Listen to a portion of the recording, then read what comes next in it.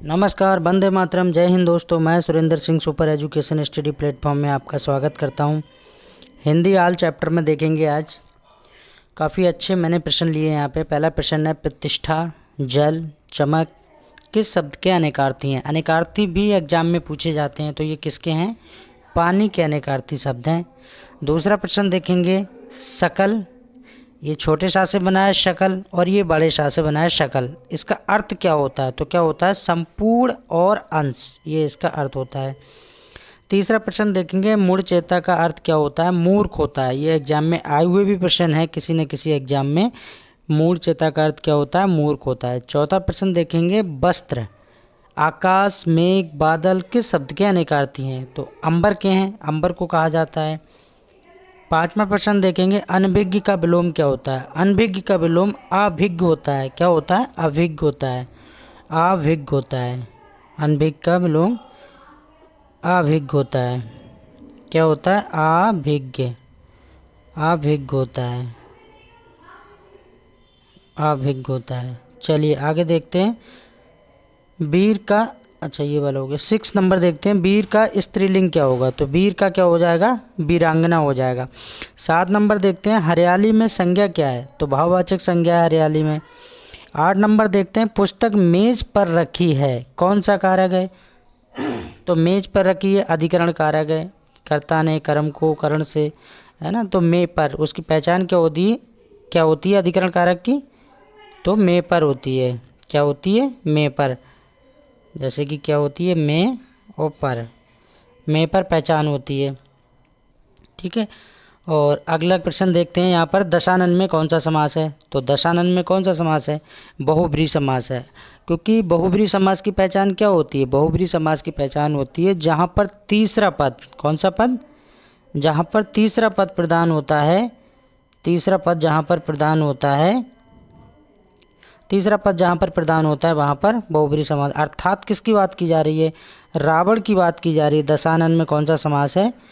10 सिर वाला कौन था? रावण। तो दशानन मतलब रावण की बात की जा रही है, बहुब्रीहि समास है। 10 नंबर देखेंगे, राम ने 2 गज मलखल खरीदा। तो 2 गज में विशेषण क्या है? तो यहाँ पर विशेषण किसको कहते हैं? परिणामवाचक विशेषण है। क्यों? क्योंकि यहाँ पर परिणाम की बात की गई थी कि कितना खरीदा उन्होंने, तो उन्होंने कितना खरीदा? तो 2 गज खरीदा। कितना? 2 गज खरीदा। तो ये वाला सही हो जाएगा। 11 नंबर देखेंगे, आंसू झरना कामायनी किसकी रचना है? तो आंसू झरना कामायनी किसकी रचना है? ये जयशंकर प्रसाद की है। तितली है, आंसू है, झरना है, आकाशदीप है। आकाशदीप भी इन्हीं की रचना है। आकाशदीप भी याद रखना है साथ ही साथ। आकाशदीप, आकाशदीप, आकाशदीप भी इन्हीं की रचना है। चलिए आगे देखते हैं। आन का मान नाटक किसके द्वारा लिखा गया? आन का मान नाटक हरिकृष्ण प्रेमी द्वारा लिखा गया है। इसमें दुर्गादास, सफेद नुसा, महरी नुसा, अजीत सिंह, ये प्रमुख इसके पात्र हैं आन का मान नाटक में। बहुत अच्छा। इसी में ही औरंगजेब को जिंदा पीर कहा गया है। अकबर द्वितीय का भी इसमें वर्णन किया गया है। अकबर द्वितीय की ही पुत्री होती है सफेद नुसा और महरू नुसा। 14 नंबर देखते हैं, पूस की रात रचना किसकी है? मुंशी प्रेमचंद की बहुत ही फेमस कहानी है, बहुत ही अच्छी कहानी है पूस की रात, मुंशी प्रेमचंद की। ठेले पर हिमालय किसकी रचना है? धर्मवीर भारती की। ये भी काफ़ी अच्छा यात्रा व्रत है, ठेले पर हिमालय।